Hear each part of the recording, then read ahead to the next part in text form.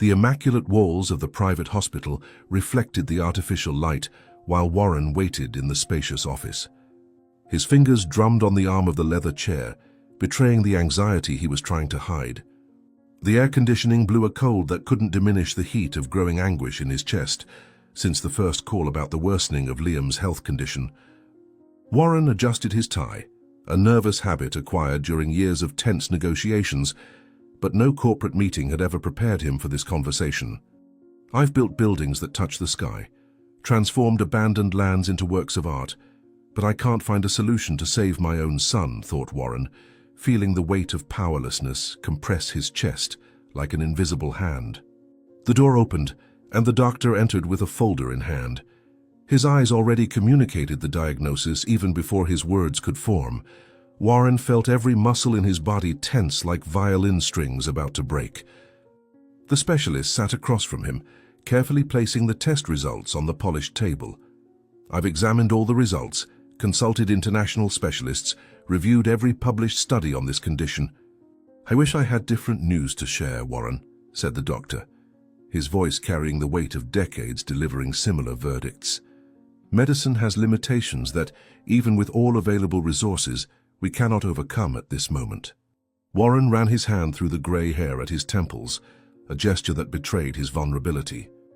The businessman had always found solutions to impossible problems, always discovered paths where others saw only dead ends, but now he faced an opponent that his money and influence couldn't defeat. "There must be some alternative we haven't explored, some experimental treatment in development, some recent research that could offer a chance. I have unlimited resources. I can bring any specialist, fund any procedure," insisted Warren, his voice oscillating between his usual authority and growing desperation. "Liam deserves every possible opportunity." The doctor breathed deeply, his eyes revealing the genuine compassion of someone who understands paternal pain, but also the necessary honesty in decisive moments.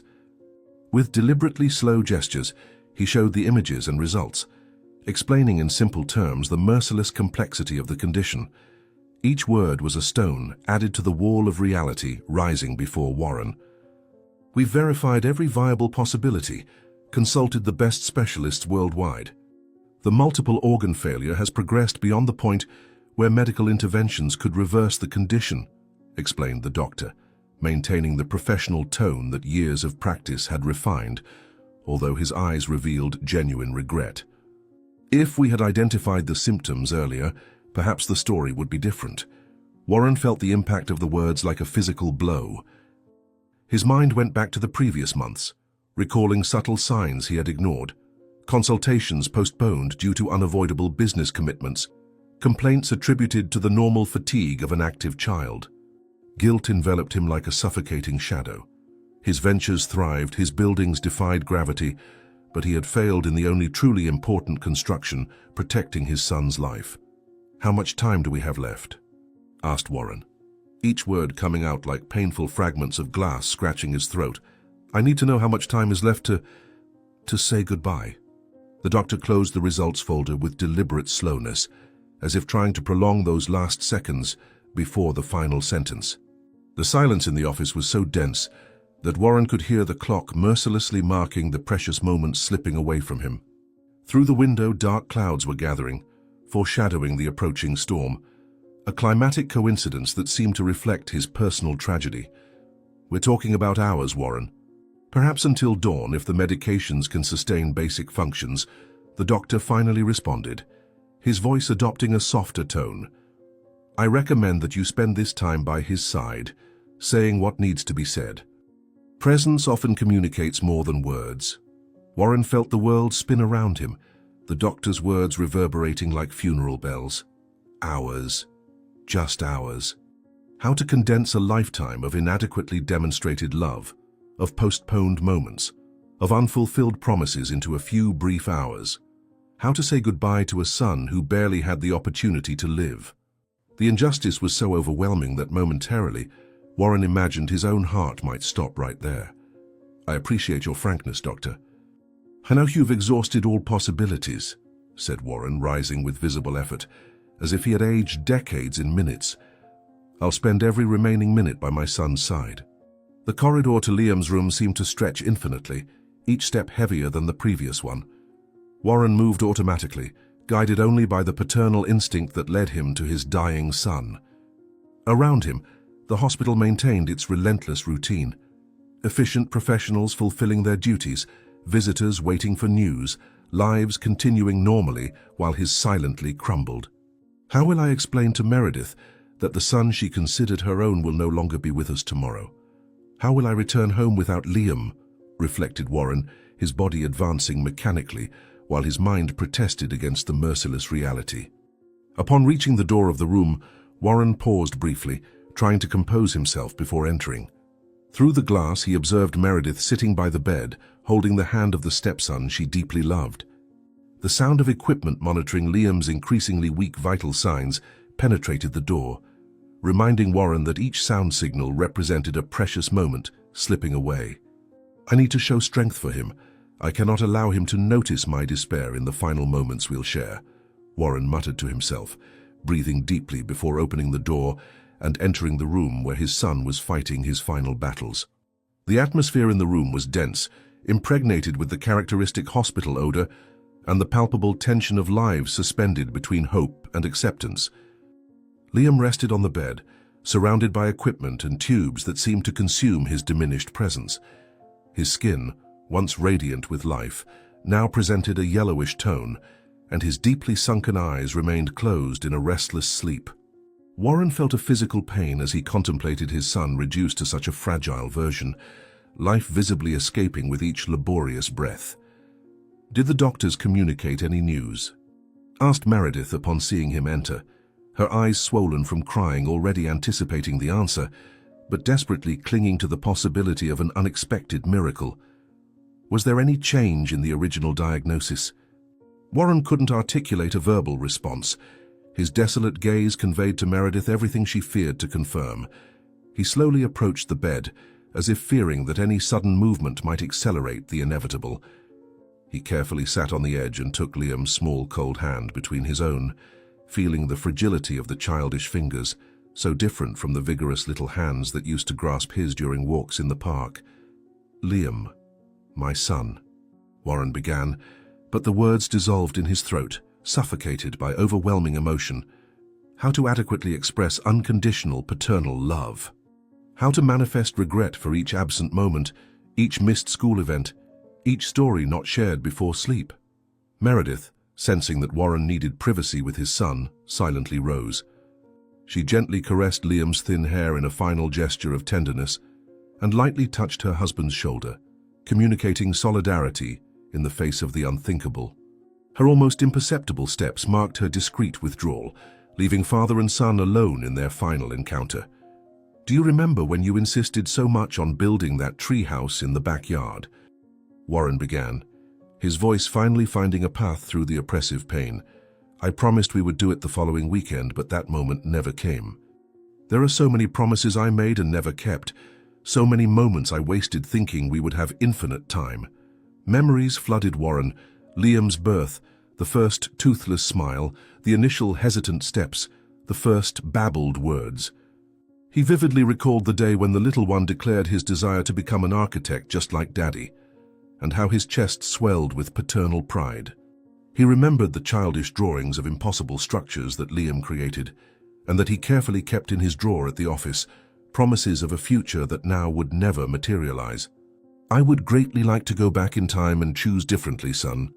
To be consistently present, to listen to your stories with full attention, to participate more actively in your games," continued Warren, as tears finally escaped, tracing hot paths down the face, hardened by years of relentless negotiations. "I never adequately expressed how important you are, how your existence completely transformed my life." The forecasted storm finally broke outside. Heavy drops began to strike the windows rhythmically, as if the sky itself shared the grief for that life prematurely interrupted. Each drop that hit the glass seemed to carry fragments of the future Warren had imagined for Liam.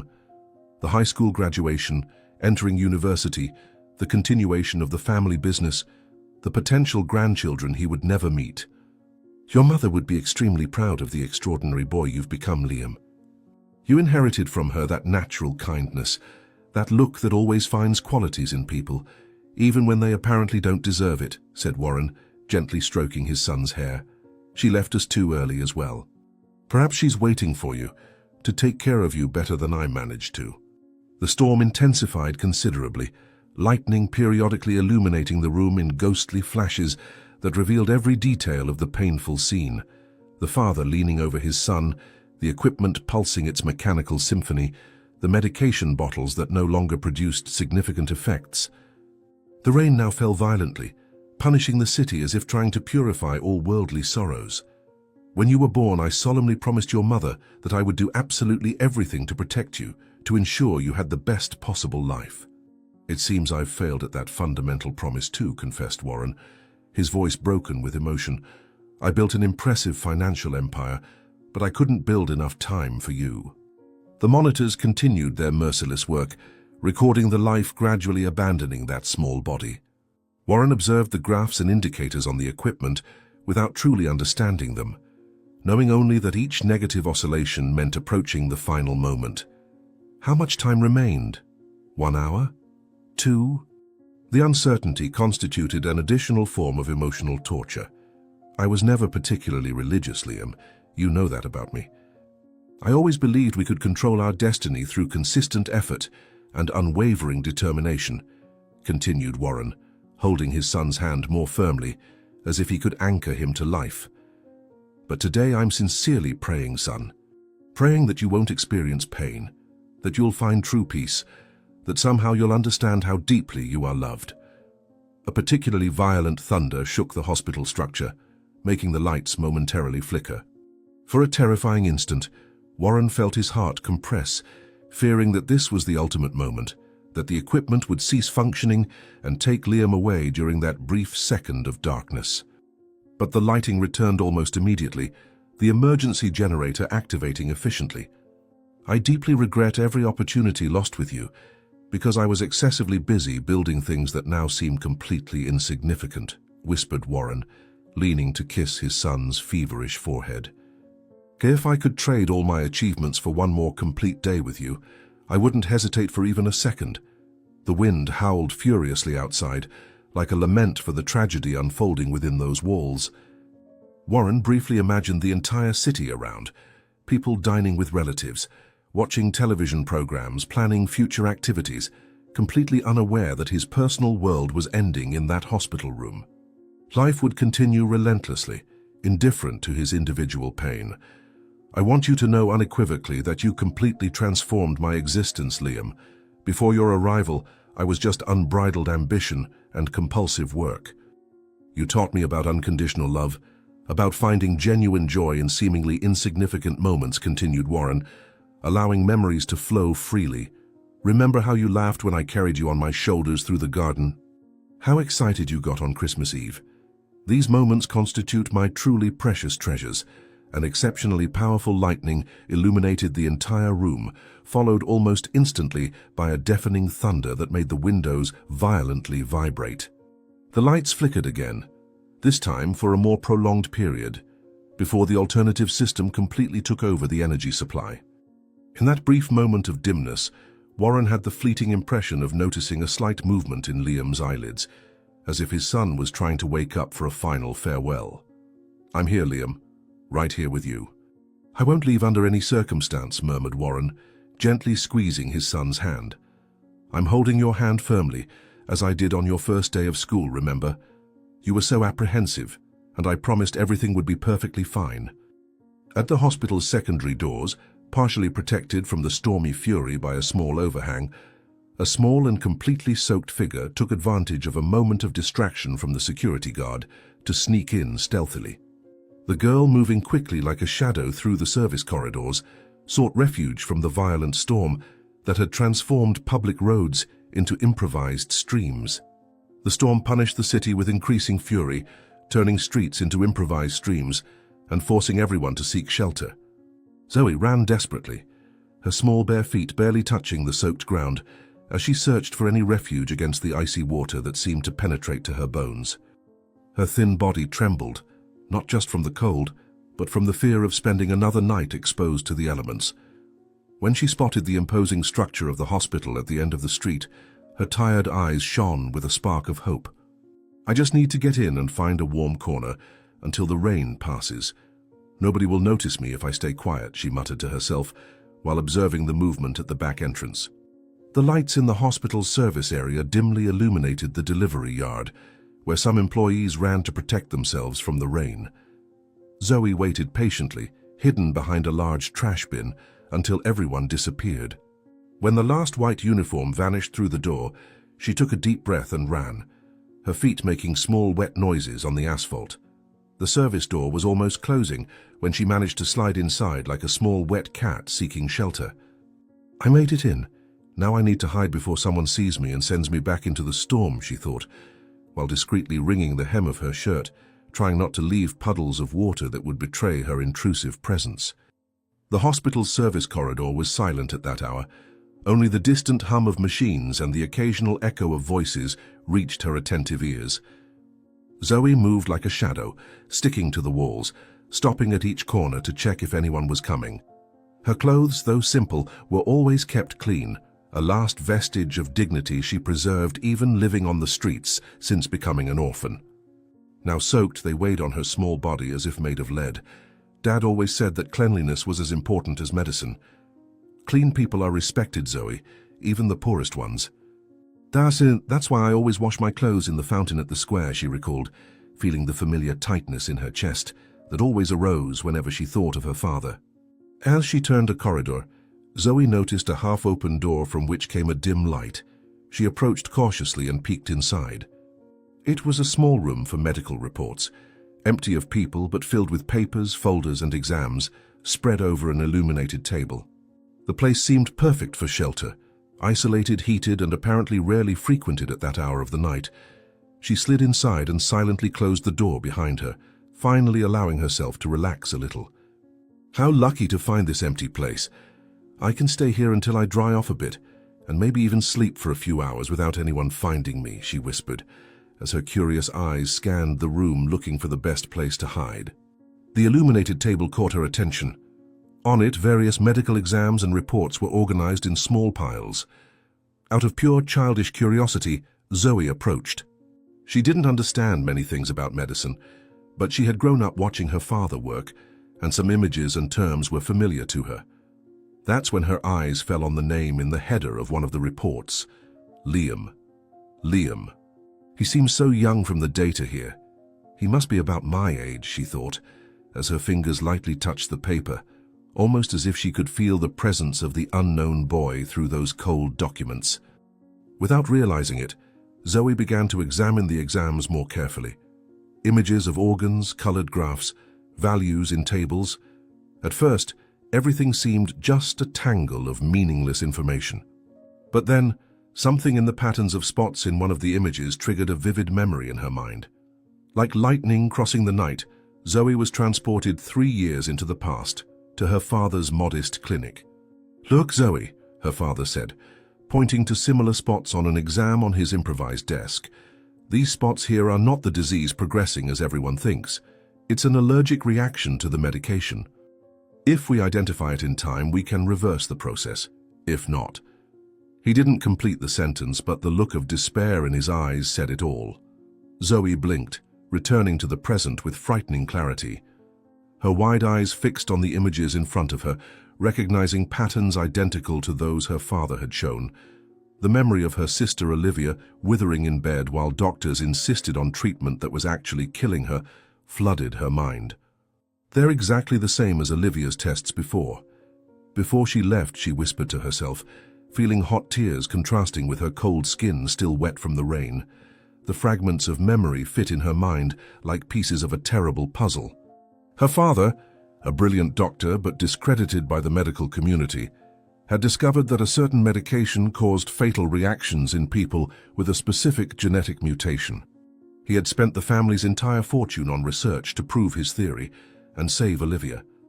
When he finally found the answer, it was too late for his youngest daughter. The loss destroyed him inside, and less than a year later his heart simply gave up, leaving Zoe completely alone in the world. Dad always said truth wins in the end, but he died before anyone believed him. and Olivia is gone too. I can't let this happen again, not when I know the solution, she determined, with a courage that seemed too big for her small body. With trembling but determined hands, Zoe collected the complete medical record. In it, she found the room number where Liam was hospitalized. Without thinking twice about the consequences, she left the room and began navigating the corridors, following the signs. Her heart was beating so hard it seemed to want to escape from her chest, but there was a fierce determination in her steps. I have to find him in time. I have to convince the doctors before it's too late. Olivia didn't have a chance, but this boy might, she repeated to herself like a mantra as she walked. When she finally found the indicated room, Zoe stopped, hesitant. Through the half-open door, she could see a man sitting beside the bed of a clearly ill boy. The man, whom she presumed to be the father, was crying silently, holding the small, limp hand of the child. The scene was so intimate, so loaded with pain, that Zoe felt even more like an intruder. For a moment, she almost gave up. How can I interrupt such a private moment? But if I do nothing, this will be the last moment they have together, she thought, the conflict evident on her young face, marked by too many experiences for her age. She decided to wait, observing in silence. Soon another man, this one wearing a white coat, clearly a doctor, entered the room. Zoe quickly hid behind a supply cart in the corridor, from where she could hear the conversation without being seen. "How is he, doctor?" The father's voice sounded broken, as if each word cost an immense effort. "His vital signs continue to drop, Warren. I'm going to increase the Xenovil dosage to try to stabilize him overnight, but honestly, we're just buying time," the doctor replied, his professional tone barely disguising defeat. Zoe felt a chill that had nothing to do with her wet clothes. Xenovil, the same medication that had killed her sister, the same poison disguised as a cure that her father had identified too late. Panic invaded her, followed by a clarity and determination she had never felt before. No. "That's what's killing him. It's the medication, not the disease," she whispered to herself, her hands gripping the medical record so tightly that her knuckles turned white. When the doctor left the room, Zoe made the most important decision of her young life. She took a deep breath, gathered all the courage she could find within herself, and entered the room. She completely ignored the astonished father and went directly to the doctor walking down the corridor. "Doctor, please wait. Don't increase the dosage of that medication. It's what's causing the organ failure, not the disease." The words came out in a desperate torrent from her mouth. The doctor turned, completely shocked by the sudden appearance of this small, soaked figure that had apparently emerged from nowhere. His eyes quickly scanned the girl, noting her wet clothes, her appearance obviously not belonging to the hospital. "Who are you, girl? How did you get in here? This is a restricted area," he exclaimed, surprise quickly giving way to professional irritation. Zoe knew she had only one chance, just a few seconds before she would be expelled or worse.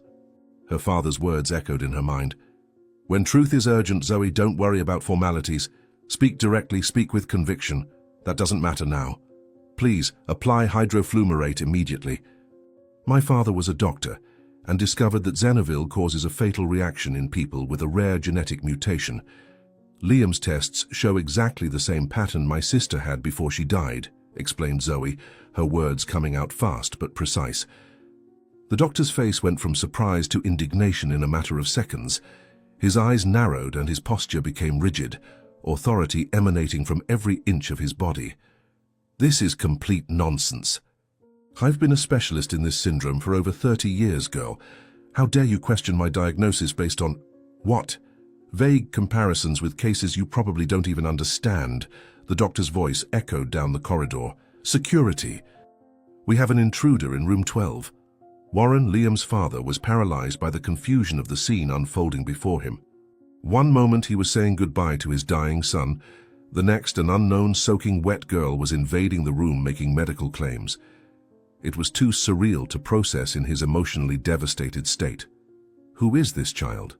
What's happening here?" asked Warren, his voice barely overcoming the sound of the monitors connected to his son. Zoe realized she was losing the battle.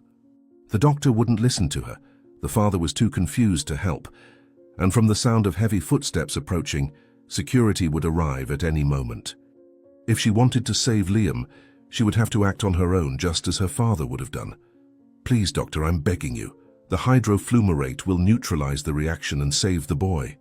My father discovered this, but nobody believed him until it was too late for my sister. Don't let it be too late for Liam, too. Zoe's voice had an urgency that only children who have already faced true loss can manifest. "Remove this girl immediately," ordered the doctor, gesturing abruptly to the 2 security guards who had just arrived at the door, "and find out how she managed to get into the hospital." The guards advanced, but Zoe was small and fast, accustomed to fleeing from dangers on the streets. At that moment, her desperate gaze caught something that made her heart leap: a medication cart near the bed, and on it, a vial with a label she would recognize anywhere: hydrofluorate. It's now or never. "Sorry, Dad, but I'm going to break your rule about never touching medications without permission," she thought, as her small muscles prepared for the movement that could either save a life or condemn her to serious trouble. With a surprisingly agile movement for someone so small and exhausted, Zoe evaded the security guards trying to grab her. She slipped under one's arm, slid across the floor, still wet from the drops falling from her clothes, and reached the medication cart. Her hands found the vial and a disposable syringe still in its packaging. The years observing her father had taught her the basics about injections. "I won't let another child die when I know how to save them. Not when I can make the difference my father couldn't make in time," she screamed internally, while preparing the syringe with quick but precise movements. "Stop, what do you think you're doing?" The doctor advanced, but it was too late. Zoe managed to inject the medication into the IV connected to Liam's arm, seconds before the security guards grabbed her by the arms. She didn't resist when they captured her. Her mission was complete. She had done what she believed was right, what her father would have done. "No, you have no idea what you've just done," shouted the doctor, rushing to the bedside to check on the patient. At that exact moment, the heart monitor connected to Liam emitted a continuous, sharp sound that pierced the air like a dagger. The green line that had previously shown weak heartbeats was now just a straight, horizontal line, merciless in its simplicity. The boy's heart had stopped. "My son!" Warren's desperate cry tore through the air, overshadowing even the shrill alarm of the monitor. "What have you done to my son?" Chaos took over the room in seconds. The doctor was shouting for a resuscitation team while initiating emergency procedures. The security guards were dragging Zoe out, her small feet barely touching the floor. Warren had collapsed beside the bed, holding Liam's inert hand, his face a mask of pure horror and despair. "It will work. It will save him. It just needs a minute to act," Zoe shouted as she was forcibly removed. "The heart always stops for a few seconds during the transition. That's what happened with my father's lab rats, too." The last image Zoe saw before the door closed was Liam's pale little face, motionless against the white sheets, as doctors and nurses rushed toward him with resuscitation equipment. Tears streamed down the girl's face, not for the consequences she knew she would face, but for the possibility of having arrived too late, as her father had for Olivia. Please, let me have arrived in time. Let my father's legacy finally save someone, even if I pay the price," she whispered to herself as she was led through the corridors, the distant sound of the alarm still echoing in her ears, like the prelude to a nightmare she had lived before. Zoe felt the firm grip of the security guards' hands on her arms as they dragged her through the gleaming hospital corridors. Her small feet barely touched the polished floor, leaving a damp trail from her clothes still wet from the storm. The contrast between the warmth of the hands holding her and the cold she still felt in her body created a strange, almost unreal sensation, as if she were floating between two worlds. Her heart beat rapidly, not from fear of what she had just done or what would come next, but from uncertainty about Liam. Had she arrived in time to save the boy? "Please listen to me. His heart will beat again. It just needs a few minutes for the medication to take effect," Zoe pleaded, her voice muffled by the sound of hurried footsteps and doors opening. "My father proved it before he died, please." The security room was an austere environment, with grey walls and cold lighting that accentuated the shadows under everyone's tired eyes. A man in police uniform was already waiting, his serious countenance contrasting with the agitation of the security guards reporting the incident. Zoe was placed in a cold metal chair, which intensified the tremor running through her thin body. Despite the evident fear shining in her dark eyes, she kept her head held high, a silent dignity that seemed too great for someone so small and fragile. "This is not a child's prank. It's a serious case that could have fatal consequences," commented the police officer, his deep voice reverberating in the small room as he noted information in his pad. How a girl of this age managed to even enter the hospital unnoticed is something we need to urgently verify. The taller security guard adjusted his equipment belt, visibly uncomfortable with the situation of having to deal with a child. The scene in Liam's room was still vivid in his mind, the sharp sound of the heart monitor, the father's desperation, the small intruder injecting something into the patient's IV. His years of work at the hospital had never prepared him for something like this, and doubt about whether he was doing the right thing by detaining such a young child was evident on his face. "As I reported, sir, the minor invaded the terminal patient's room and managed to inject an unauthorized substance into the IV before we could stop her," explained the security guard, maintaining a respectful distance from the chair where Zoe was sitting. Immediately after that, the boy's heart monitor stopped registering beats. The police officer adjusted his posture in the chair, now looking directly at Zoe. There was something in the girl's gaze that intrigued him. It wasn't the frightened look he would expect from a child in trouble, but rather a strange mixture of determination and knowledge that seemed out of place in someone so young. Leaning slightly forward, he began the interrogation with the softest voice he could modulate. "What is your name?" he asked, pen suspended over the pad, ready to record the answer.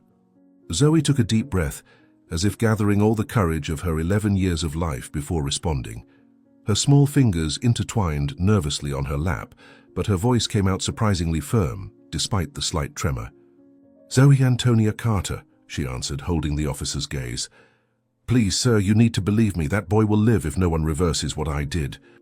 Noting down the name, the officer continued, his professional tone masking any emotion he might feel about the unusual situation. The girl didn't seem like a delinquent or a troubled child trying to get attention. There was a worrying sincerity in her eyes that made him want to better understand what had motivated such extreme actions. "Age?" he asked, carefully observing Zoe's reactions. 11 years old, she replied promptly, adjusting herself in the uncomfortable chair. "But age doesn't matter when you know the truth, and nobody wants to listen, does it?" The comment made the officer pause for a moment, intrigued by the maturity and bitterness present in the observation. 11-year-old children generally didn't speak that way, with the weight of experience in every word. Something in this girl's story went beyond the incident at the hospital, and he needed to discover what it was to fully understand the situation. "Where are your parents?" "We need to contact them immediately," he continued, imagining that perhaps it was just a case of parental negligence or some complicated family situation that had led the girl to act so desperately. The question made Zoe's face briefly contort, a shadow of pain passing through her eyes before she managed to control it. Her small shoulders seemed to shrink even more under the weight of memory, but her voice remained surprisingly steady when she answered. "They're dead. My father was a doctor, Dr. Calvin Carter. He studied the same disease that boy has," explained Zoe, her eyes suddenly distant as if seeing something beyond the grey walls of the room. "He tried to warn everyone about Xenaville, but nobody believed him until it was too late." The police officer noted the information, his face not revealing whether the name meant anything to him or not. The absence of parents complicated the situation, making the legal process more complex.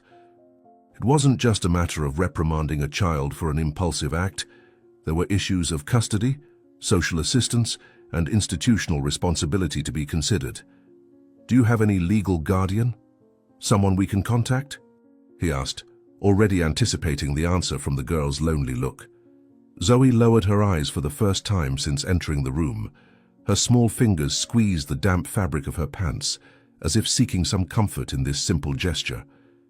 When she responded, her voice was almost a whisper, loaded with the weight of someone who carries a burden too heavy alone. "No, sir. I've been living on the streets since my father died," she confessed, raising her gaze again, a silent dignity emanating from her small and fragile being. "But that doesn't mean I don't know what I'm talking about. My father taught me everything about the syndrome and the correct treatment." Before the officer could respond, The security room door was violently opened, banging against the wall with a crash that made everyone jump. Warren entered like a human storm, his entire body emanating a desperate and furious energy. His normally well-groomed hair was disheveled, as if he had repeatedly run his hands through it. His eyes, red and swollen, alternated between deep pain and an anger that seemed capable of consuming the world. "Is that her? Is that the girl?" asked Warren, his voice strangled by contained emotion, his fists clenched as if he needed all his willpower not to collapse right there. The officer immediately stood up, recognizing the dangerous tension in the air. Emotionally charged situations like this could escalate quickly, and the presence of a child made everything even more delicate. With a calm but firm gesture, he partially positioned himself between Warren and Zoe. "Mr. Doyle, I understand your distress, but we're recording the incident following proper procedures," the officer explained, his professional voice seeking to calm the situation. "The minor will be referred to the competent authorities after the complete statement." Warren barely seemed to hear the officer's words. His eyes were fixed on Zoe, as if trying to understand how such a small child could have caused such great devastation in his life. He moved closer, his body visibly trembling with contained anger and despair. "Why? Why did you do this to my son?" asked Warren, each word loaded with the weight of a father who had just seen his last hope extinguished. "What right did you have to interfere when the doctors were already doing everything they could?" Zoe didn't back down from the emotional intensity of the man before her. Instead, something in her gaze changed. A spark of certainty, of knowledge illuminated her eyes. In an impulsive movement, she stood up from the chair, her small body tensing like a violin string. "Sir, your son is alive!" shouted Zoe, the words exploding from her as if they could no longer be contained. The effect of the words was immediate and shocking. Warren stepped back as if he had received a physical blow, his face transforming into a mask of absolute confusion. The anger momentarily gave way to astonishment, and he seemed unable to process what he had just heard. What did you say?" he asked, his voice now an incredulous whisper, as if afraid that hearing the words again might offer hope that would be too cruel if false. Zoe took advantage of the moment of total attention she had gained. Her eyes shone intensely with unshed tears, but her voice gained strength and conviction as she spoke. It was as if, at that moment, she was no longer just a street child, but the bearer of vital knowledge, the guardian of hope that Liam's father had lost. "Your son is alive," Zoe repeated firmly, tears finally streaming down her dirty face. "That medicine I administered will make his heart beat again. It will neutralize the toxic reaction caused by the other drug, and he will live. Xenavil was killing him, not the disease." Warren shook his head slowly, his mind clearly struggling between the rational logic that said this was impossible and the desperation of a father who would cling to any hope, however absurd it might seem. His eyes registered the unwavering conviction on the girl's face, and this disconcerted him even more. "This is madness." The monitor showed his heart stopped. "I saw the flat line with my own eyes," argued Warren, his voice rising and falling with the waves of emotion that crossed through him. The doctors confirmed. My son." Zoe stepped forward, her small hand almost rising to touch Warren, but retreating at the last moment. Her posture emanated a certainty that seemed surreal in someone so young, as if she carried the weight of knowledge of someone much older and more experienced. "It's part of the normal process," explained Zoe with desperate urgency in her voice. "The hydrofluorate causes a temporary cardiac pause while neutralizing the Xenavil toxin. It was exactly like this with my sister Olivia too, but we discovered it too late to save her. Please believe me. My father dedicated his entire life to studying this." The police officer, observing the unusual scene unfolding before him, decided it was time to regain control of the situation. With a heavy sigh, he removed from his pocket a pair of reduced-size handcuffs, specifically designed for minors. The metal gleamed under the cold light of the room, a cruel reminder of the seriousness of the situation. "I'll have to handcuff you while we wait for Child Protective Services to arrive," he announced, his professional tone masking any personal feelings about having to handcuff a child. "The charges are extremely serious. Trespassing on private property, unauthorized medical interference, and possible involuntary manslaughter. One of the security guards, who until then had been silently observing, seemed uncomfortable with the mention of homicide. His face betrayed his reluctance to accept that someone so small and fragile could be responsible for something so serious. She couldn't have killed anyone on purpose. The security guard intervened hesitantly, looking from Zoe to the police officer. She's just a child, for God's sake. She probably doesn't even fully understand what she did. The police officer maintained his neutral expression, years of training and experience allowing him to separate personal feelings from professional duty. With precise and calculated movements, he approached Zoe with the handcuffs. "The law is the law regardless of age," he responded dryly, placing the handcuffs on Zoe's thin wrists, the cold metal seeming grossly disproportionate against the girl's delicate skin. Juvenile offenders also answer for their actions, albeit differently in the judicial system. Zoe didn't resist the handcuffs.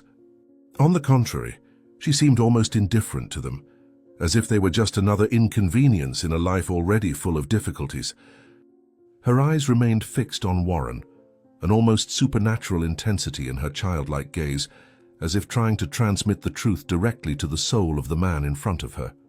"My father discovered the truth after my sister died in his arms," said Zoe, her voice trembling slightly with the painful memory. "Xenovil causes a lethal reaction in people with a specific genetic mutation, exactly the same one your son has. No one at the hospital believed my father. No one wanted to listen. He lost everything trying to prove his theory, and when he finally succeeded, it was too late to save Olivia." Warren remained motionless, his face a visible battle between despair and a small, almost imperceptible spark of hope. For a moment it seemed he was going to say something, ask more, perhaps even believe. But then, without saying a word, he abruptly turned and ran out of the room, leaving the door swinging open behind him. The police officer sighed, returning to his desk to continue filling out the incident report.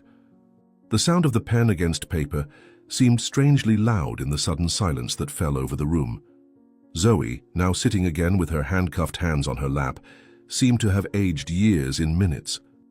"We have to wait for a social worker to arrive to accompany you to the police station," informed the police officer, without raising his eyes from the report. "The procedure with minors requires the presence of a Child Protective Services representative throughout the process." Time seemed to drag on excruciating in the small room. Minutes turned into eternity, while Zoe remained seated, her eyes now closed as if in deep concentration or perhaps in prayer. Silent tears ran down her face, leaving clean trails on skin marked by life on the streets. No one spoke. The security guards occasionally exchanged uncomfortable glances. The police officer continued his paperwork, and Zoe remained in her inner world, carrying alone the weight of her actions and convictions. "Please let me be right, let the medication work, let the boy live," she murmured so softly that no one else could hear. "Dad, help me prove that you were right all along." Suddenly, the oppressive silence was broken by the sound of the door being forcefully opened, banging against the wall. Warren stood at the entrance, his entire body transformed compared to minutes before. He was breathing heavily, as if he had run through the hospital corridors, but it wasn't physical exhaustion that drew attention. It was the transformation in his face. The tears were still there, wetting his cheeks, but they were no longer tears of despair. His eyes shone with something new, something that seemed to illuminate his entire figure. "His heart is beating again," Warren announced, his voice trembling with emotion almost unrecognizable. "The doctors can't explain what happened. They say it's a medical miracle, something they've never seen before. His vital signs are normalizing rapidly, as if the disease were retreating." Zoe raised her face instantly, her eyes shining through tears. A smile of pure relief illuminated her small, thin face, momentarily transforming her into the child she should be, not the premature bearer of too many adult burdens. "I knew it!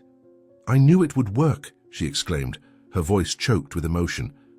"It was exactly what my father discovered. The hydrofluorate neutralizes the toxic effect and reverses the damage. He will live. He will recover completely." The police officer, although visibly surprised by the turn of events, maintained his professional composure. He looked from Zoe to Warren, pondering the implications of the new information. His training and experience inclined him to follow protocol, regardless of unexpected results. "This certainly changes the situation regarding the most serious charge," the officer acknowledged cautiously, rising from his chair. "However, we still have trespassing, unauthorized interference in medical procedures, and illegal practice of medicine. I'll need to take her to the station for formal procedures." Warren took a decisive step into the room, his posture completely transformed. Where before there was a man broken by despair, now stood someone seized by fierce determination. His eyes, still red from crying, fixed on the officer with an intensity that admitted no discussion. "No, this girl is not going anywhere," Warren declared, each word clear and deliberate. "This child saved my son when all the doctors had given up. When science said there was no hope, she brought life back to my boy. She is not a criminal, she's an angel who appeared exactly when we needed her most."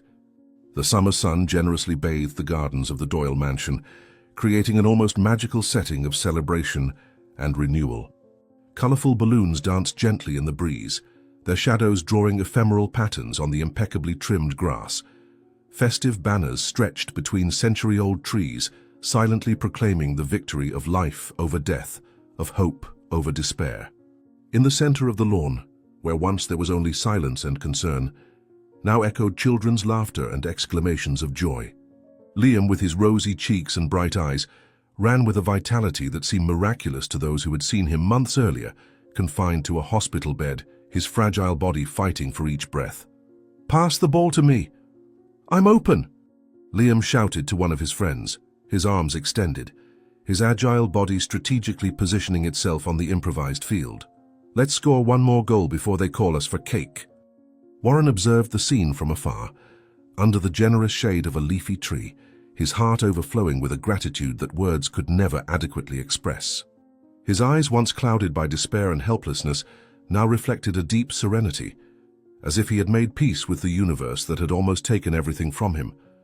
At his side, Judge Franklin, a man with graying hair and a solemn expression that contrasted with the festive atmosphere, held a folder of documents with the care of someone carrying something precious. The magistrate observed the celebration with a mixture of professional satisfaction and personal emotion. In decades of career, few cases had touched his hardened heart like this one. "Watching your son running like this, full of life, must be the greatest reward for a father who almost lost him," commented the judge, his eyes following Liam's energetic movements across the lawn. "In all my years on the bench, I have rarely witnessed such an extraordinary recovery as his." Meredith approached slowly, carrying a tray of colorful refreshments that sparkled against the sun like small liquid treasures. Her face emanated a peace she hadn't known for a long time, the months of anguish and sleepless nights by Liam's bedside, now just a distant memory. The way her eyes rested on her stepson revealed a love as genuine as any biological bond, perhaps even deeper for having been forged in adversity and the daily choice to love. Seeing Warren and the judge talking, her smile widened, knowing that this moment would mark the official beginning of a new chapter for the family she had almost lost. "I thought you might like something refreshing while finalizing the documents," offered Meredith, placing the tray on the nearby garden table. "Liam and his friends have already emptied 2 pitchers of lemonade. It seems he's determined to make up for every minute he spent in the hospital." The judge removed the documents from the folder with precise, calculated movements, years of practice making the gesture almost ceremonial. The white papers contrasted with the explosion of colors in the garden, but their meaning was as vibrant as any festive decoration. With a small smile that softened his normally austere countenance, he extended the papers toward Warren, along with a silver pen that captured and reflected the sunlight. "The adoption papers are finalized, Mr. Doyle," informed the judge, his formal tone not completely masking the satisfaction of participating in that moment. "I must say we achieved record time in processing, but the exceptional circumstances weighed considerably in favor of the case." Warren accepted the offered pen with an almost solemn reverence, the cold metal contrasting with the warmth emanating from his chest. For a moment his hands trembled slightly, not from hesitation, but from the emotional magnitude of what he was about to do. In his more than 50 years of life, he had signed countless million-dollar contracts, documents that shaped commercial empires agreements that transformed city skylines. None, however, had the weight of this one he now held in his hands. "Thank you very much, Your Honor," Warren replied, his voice laden with contained emotion. "This girl didn't just save my son's life. She saved our entire family, brought light to a house that was on the verge of absolute darkness." Meredith gently placed her hand on her husband's shoulder, a simple gesture but loaded with complicity and affection. Her eyes watered slightly as she looked at Zoe's small figure on the other side of the garden, the girl who had entered their lives like a storm and ended up becoming the rainbow after the tempest. It was still hard to believe that this fragile child had the courage and knowledge to do what renowned doctors couldn't. "Liam was sick for so long that we had forgotten what his laughter sounded like," commented Meredith, emotion making her voice falter momentarily. "We owe everything to her, absolutely everything, not just Liam's life but our own chance to be happy again." On the other side of the garden, partially hidden by the shade of a leafy tree, Zoe observed the celebration with a mixture of shyness and contained joy. Her large dark eyes, once opaque with fear and deprivation, now shone with renewed light, although they still carried the premature wisdom of someone who knew suffering too early. She was almost unrecognizable compared to the soaked and frightened girl who had invaded the hospital 3 months ago. The simple but elegant dress had replaced the wet rags. Her once too thin body now showed healthy signs of proper nutrition and constant care. Her hair, which previously fell in disheveled strands over her dirty face, was now clean and well kept, shining under the sun like dark silk. "Do I really deserve all this?" thought Zoe, her fingers nervously playing with the hem of her new dress. "Father always said that truth would eventually be recognized, but I never imagined it would be like this, with an entire family embracing me." Warren observed Zoe for a moment, catching her hesitation to fully join the party. For even after 3 months living under his protection, the girl still had moments when she seemed to expect everything to be just a dream about to dissipate. With an understanding smile, he turned his attention back to the documents, signing them with a deliberate flourish, like someone sealing not just a legal commitment, but a promise from the heart. Each letter of her name on paper represented the promise that Zoe would never be alone again, never have to fight against the world with just her small strength. Done. "Now it's official," declared Warren, returning the signed documents to the judge. "Zoe Antonia Carter Doyle is officially my daughter before the law, just as she has been in my heart since the moment she saved Liam." With a broad gesture, Warren called Liam, who immediately stopped his play. The boy ran toward the adults, his cheeks red from exertion and excitement, his eyes shining with a vitality that seemed like a renewed miracle each day. His nimble steps on the grass were living proof of Zoe's extraordinary feat, each movement full of energy, belying the grim prognoses doctors had made just 3 months before. "Dad, can I call Zoe to play with us?" asked Liam, breathless and smiling, running his hand through his slightly sweaty hair. "The boys said she probably doesn't know how to play because she's a girl, but I told them she's smarter than all of us put together." Warren couldn't contain a smile at his son's enthusiasm.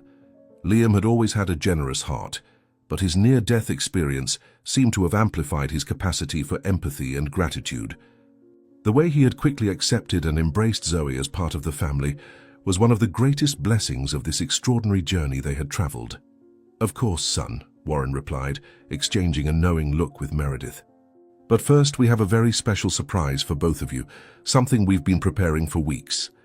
With a discreet nod, Warren called Zoe to approach. The girl hesitated momentarily, as she always did when becoming the center of attention. Then, gathering courage, she walked timidly to them, stopping beside Liam.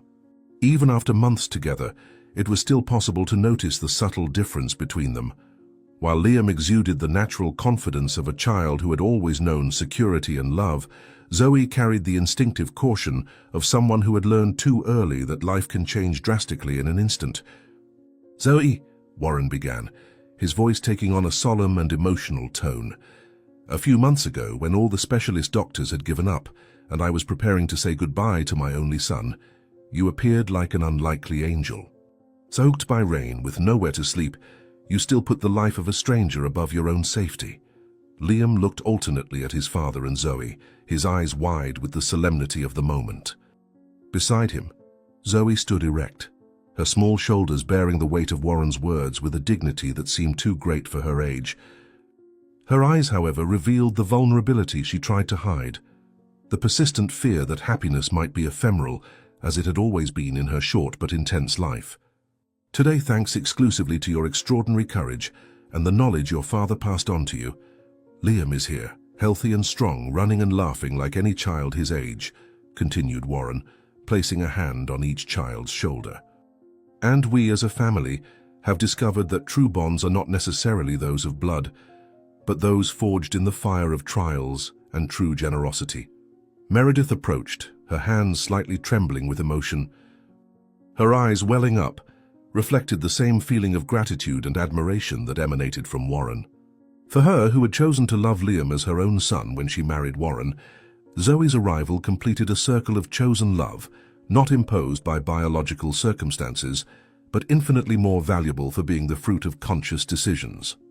Judge Franklin has just made your adoption papers official, Zoe, announced Warren, his voice slightly breaking. From this moment on, you are officially and legally part of our family.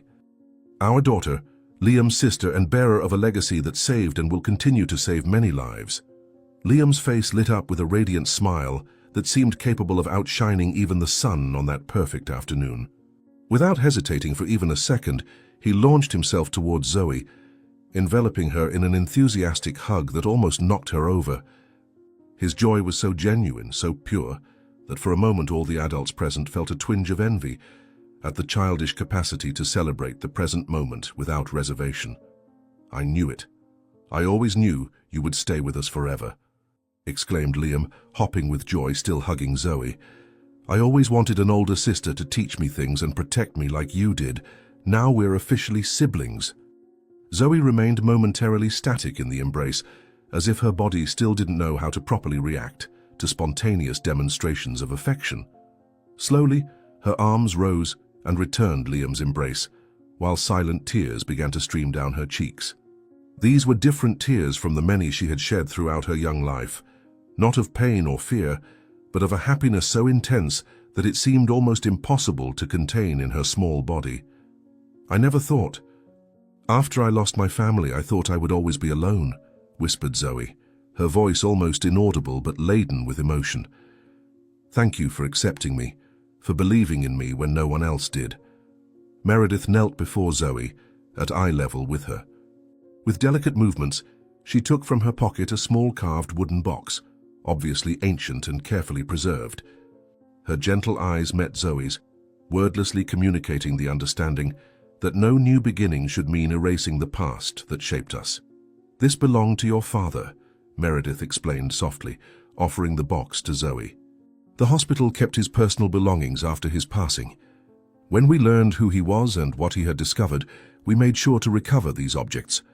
We thought you would like to have them back, as a tangible connection to your origins. With trembling hands, Zoe accepted the box.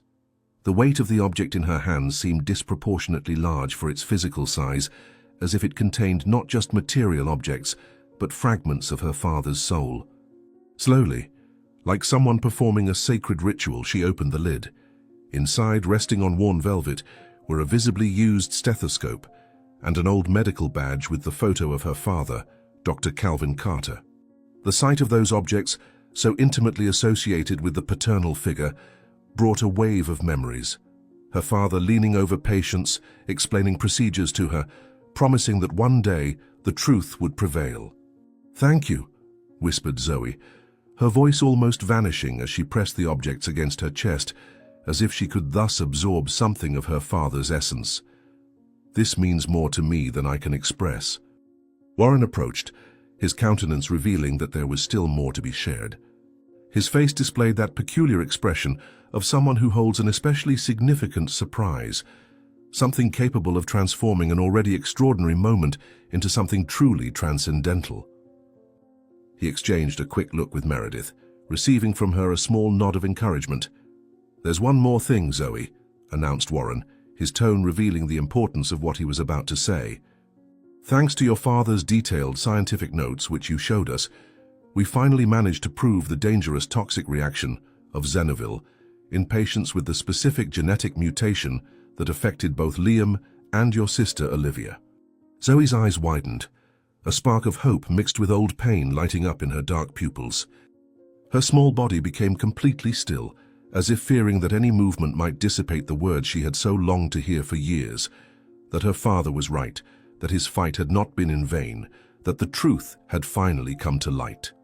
The Doyle Hospital Foundation is officially funding a complete scientific research based on your father's pioneering work, continued Warren, his voice carrying the pride of someone who can finally do justice to someone unjustly silenced. And more importantly, the first specialized center for research on adverse drug reactions will bear the name of Dr. Calvin Carter, ensuring that his legacy saves countless lives in the future. Zoe finally let the tears flow freely, without any attempt to contain or hide them. They were tears of vindication, of late justice, of cycles that finally completed themselves. For a moment, it seemed that the weight of the world she had carried alone on her small shoulders since her father's death finally dissipated, allowing her to be just a child, albeit an extraordinary one. He always said on the hardest nights, when no one believed him and everyone turned their backs on us, that one day someone would understand, shared Zoe, her voice choked but firm. He died believing that the truth would eventually prevail, even if he didn't live to see that day. Warren knelt down at eye level with Zoe, allowing her to see the absolute sincerity in his gaze. His large, steady hands gently rested on the girl's small shoulders, in a gesture that symbolized the transfer of strength and protection. "And someone did believe," responded Warren emotionally. "You believed, Zoe, when everyone doubted. You kept your father's flame of knowledge alive through storms, and thanks to that faith many lives will be saved, including my son's." Liam gently took Zoe's hand, offering his new sister an anchor in the present. "Come, sis. I want to introduce you to my friends," he invited, pulling her to where the other children were playing. "I want everyone to know you're my sister." Zoe hesitated, seeking approval in the adult's eyes, and, upon receiving smiles, put away her father's belongings and followed Liam with a new childlike lightness. "Look how she smiles now," Meredith commented. "Remember the first night? How she woke up screaming, thinking it was all just a dream." Warren and Meredith watched the children playing, their laughter echoing through the garden like perfect music. That family, which almost lost Liam, now strengthened by the miracle brought by a little street girl, proof of how the greatest blessings can arise from the greatest challenges. "Sometimes, the greatest miracles come from the smallest hands," Warren whispered as the photographer approached to capture the moment under the large garden tree. The family gathered for the photo.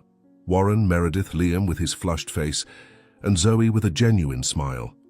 Under the century-old tree, they represented a new chapter of rebirth. The setting sun bathed the scene in golden light, silently blessing those bonds forged not by blood, but by the conscious choice to love. "My father used to say that medicine wasn't just science, but also love," thought Zoe, finally feeling part of something bigger. Today I know he was right, and wherever he is, I know he's smiling. If Warren and Zoe's story moved you, don't forget to subscribe, like, and comment where you're from. And don't leave. The next story is already appearing on screen, made especially for you. See you soon.